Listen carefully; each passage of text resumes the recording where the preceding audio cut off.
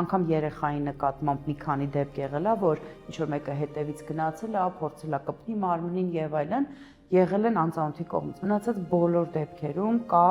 ծանոթ մարդու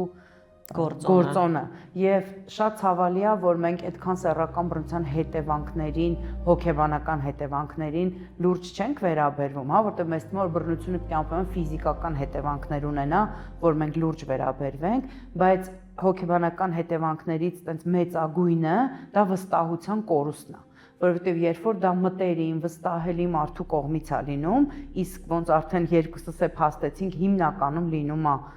ծանոթ եւ ոչ միայն ուղակի ծանոթ, հա, երեխաների դեպքում հատկապես վստահելի, ինչուն մի քիչ դժվար է ասել, բայց հենց վստահության եւ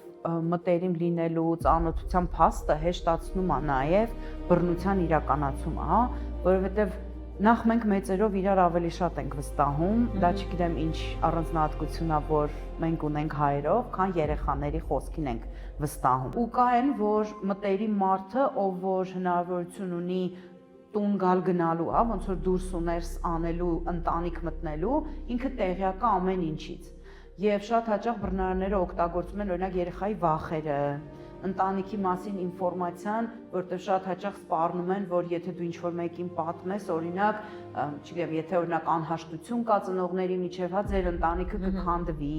քեզ կմեղադրեն։ Այս անվստահությունը երեխայի նկատմամբ եւ նույն ժամանակ բռնարարի գիտելիքը այդ երեխայի մասին ու ընտանիքի մասին հեշտացնում են ավելի ոչ միայն իրականացնել բռնությունը, այլ նաեւ ապահովել գաղտնիությունը հետագայում։